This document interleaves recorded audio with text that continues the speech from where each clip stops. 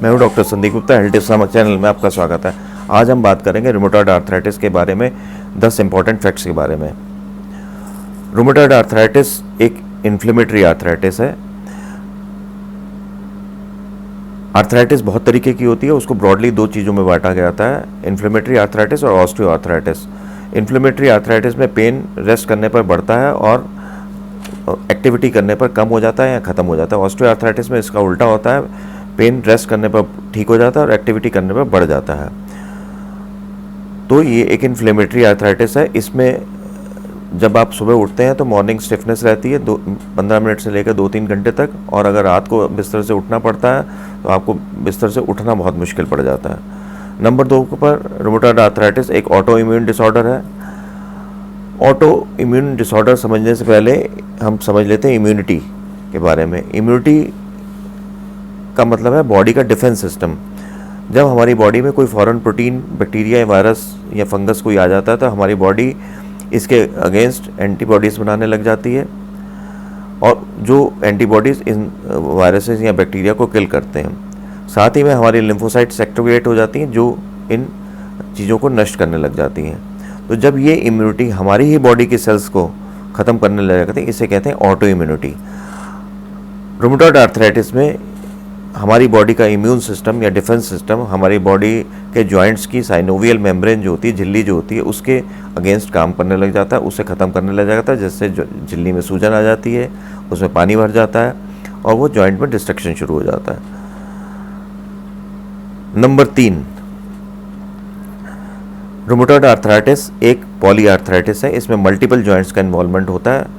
खासकर हाथ और पैरों के छोटे जॉइंट्स जरूर इन्वॉल्व होते हैं, खासकर ये वाले जॉइंट्स ये जरूर इन्वॉल्व होते हैं। शोल्डर, एल्बो, नी और एंकल जॉइंट्स भी इन्वॉल्व हो सकते हैं, सर्वाइकल जॉइंट्स भी इन्वॉल्व हो सकते हैं। कुछ केसेस में सिंगल जॉइंट इन्वॉल्वमेंट होता है, पर ये सिंगल जॉइंट इन्वॉल्वमेंट आगे चल के मल्टीपल जॉइंट्स में कन्वर्ट हो जाता है, या कभी कभी सिंगल जॉइंट तक ही सीमित रहता है। नंबर 4, इसमें 50% इसके होने में, रूमेटॉइड आर्थराइटिस होने में जेनेटिक फैक्टर्स काम करते हैं, और 50% ट्रिगर, उसको एक्सटर्नल फैक्टर्स जो है ट्रिगर करते हैं। ये ट्रिगर फैक्टर्स क्या होते हैं? वायरस, बैक्टीरिया, कोई इन्फेक्शन, कोई चोट लगना, या फिर स्मोकिंग, सिगरेट स्मोकिंग। नंबर 5 पर रूमेटॉइड आर्थराइटिस फीमेल्स में ज़्यादा होती है। इसमें 3:1 का रेशियो रहता है, यानी फीमेल्स में मेल्स के मुकाबले में कम से कम 3 गुना ज़्यादा होते हैं। नंबर 6,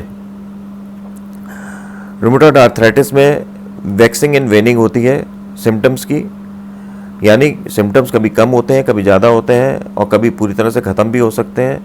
तो जब सिम्टम्स अगर हम ट्रीट ना करें तो अगर सिम्टम्स कभी रूमेटॉइड आर्थराइटिस के पेशेंट में ठीक हो जाते हैं तो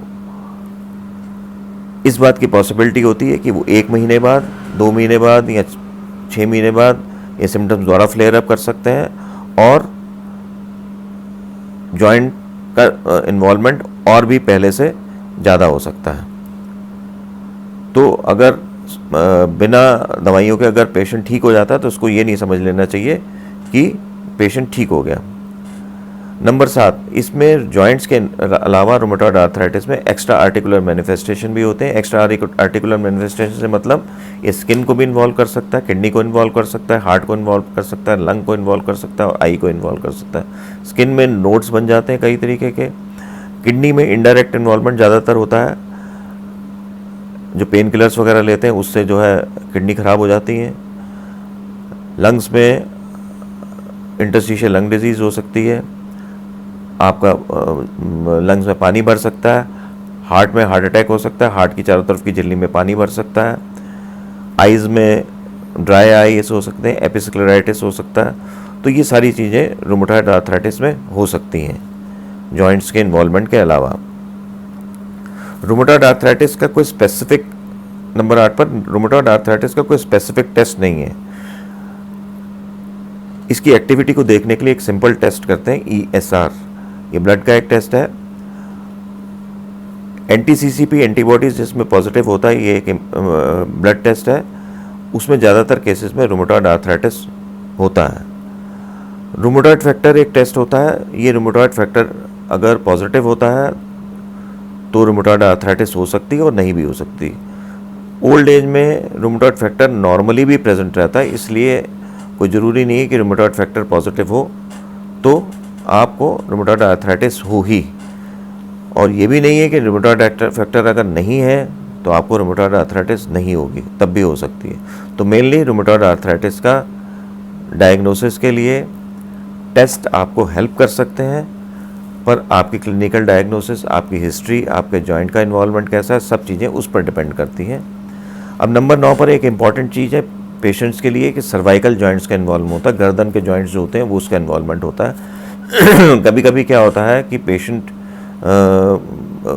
जो होते हैं वो देसी दवाइयाँ या उनके नाम पर कोई स्टेरॉइड्स ले रहे होते हैं, या अपने आप ही स्टेरॉइड्स या पेन किलर लेते रहते हैं और उनको पता चलता नहीं है जॉइंट पेन के बारे में, और डॉक्टर पूछता है तो वो कह देते हैं कोई परेशानी नहीं है। कभी कभी ये बहुत ख़तरनाक हो सकता है, क्योंकि जब बेहोशी करते समय जो एनेस्थेटिस्ट होते हैं, बेहोशी देने वाले डॉक्टर होते हैं, वो गर्दन को हाइपर एक्सटेंड करते हैं, जिसको करने से रूमेटॉइड आर्थराइटिस के पेशेंट्स में सर्वाइकल वर्टेब्रा जो ये गुटके हैं ये टूट सकते हैं और आपके स्पाइनल कॉर्ड को काट सकते हैं, जिससे चारों हाथों पैरों में पैरालिसिस हो सकता है। तो इसका ध्यान रखना चाहिए। जब भी कोई भी बीमारी हो, किसी भी चीज़ के लिए डॉक्टर के पास जाएं तो आप अपनी बीमारी के बारे में छुपाएं नहीं, और उसके लिए क्या दवाइयाँ ले रहे हैं ये भी बताना ज़रूरी है। नंबर 10 पर इसका रूमेटॉइड आर्थराइटिस का ट्रीटमेंट में क्या देते हैं। रूमेटॉइड आर्थराइटिस का जो मेन ट्रीटमेंट है वो डीमार्ट्स है, इम्यूनोमॉड्यूलेटिंग ड्रग्स हैं जिसे कहते हैं, डिजीज़ मॉडिफाइंग एंटी रूमेटिक जो एजेंट्स हैं, तो इनको हम देते हैं। ये दो तरीके के होते हैं, बायोलॉजिकल और नॉन बायोलॉजिकल। बायोलॉजिकल जो होते हैं थोड़े महंगे हैं, ये इनिशियल फेज़ में अगर दे दिए जाएँ तो डिज़ीज़ ठीक हो सकती है। ये बायोलॉजिकल एजेंट्स के कुछ उदाहरण हैं, इन्फ्लेक्सीमैब, एटर्नासेप्ट वगैरह। नंबर 2 पर जो नॉन बायोलॉजिकल होते हैं, जो ट्रेडिशनल डीमार्ट्स होते हैं, वो है आपका मीथोट्रेक्सेट है, हाइड्रोक्सीक्लोरोक्विन जो मलेरिया में भी काम करती है। नंबर 3 पर सल्फासैलिजीन है, लेफ्योनामाइड है, और आपका गोल्ड सॉल्ट्स वगैरह जो पहले दिए जाते थे अब तो नहीं दिए जाते। ये डिजीज़ मॉडिफाइंग एजेंट्स मेन काम करते हैं, बीमारी को ठीक करने में मदद करते हैं, और इनके साइड इफ़ेक्ट हैं पर बहुत कम है। जब तक डिजीज़ मॉडिफाइंग एजेंट्स काम नहीं करते, उनको काम करने में टाइम लगता है, करीब 2 से 3 महीने, तब तक हम पेन किलर दे सकते हैं। Non steroidal anti inflammatory drugs ये किडनी पे इफेक्ट करती है और लंबे समय तक इसको नहीं देना चाहिए। आप एनाल्जेसिक सिंपल दे सकते हैं, पैरास्टामोल। आप ट्रेमाडोल जो एक ओपियोइड कंजेनर है उसको दे सकते हैं, इनके साइड इफ़ेक्ट्स कम है पेन किलर्स के मुकाबले में। लो डोज स्टेरॉयड का भी महत्व है इसमें। लो डोज स्टेरॉयड जो होते हैं इनिशियल फेज़ में, जब तक डिजीज़ मॉडिफाइंग एजेंट्स काम करते हैं, तो जॉइंट के डिस्ट्रक्शन और सूजन रोकने के लिए बहुत मदद करता है। अगर हम इसको नहीं देते तो पेशेंट को 2-3 महीने समझा के रखना बड़ा मुश्किल होता है कि दवाइयाँ खाते रहें, और 2-3 महीने बाद पेशेंट ठीक होगा। तो ये आपका पेन को भी कम करता है, सूजन को भी कम करता है, आपके जॉइंट डिस्ट्रक्शन को भी रोकता है, और तब तक आपका इन एजेंट्स का असर आ जाता है। तो मेन इसमें जो है आपका इम्यूनोमॉड्यूलेटिंग ड्रग्स हैं, वो इसलिए दिए जाते हैं कि स्टेरॉइड्स और आपका पेन किलर्स पर डिपेंडेंस कम हो सके। आज बस इतना ही, फिर मिलेंगे किसी वीडियो के साथ। मेरे वीडियो को शेयर करिए, सब्सक्राइब करिए, लाइक करिए। नमस्कार।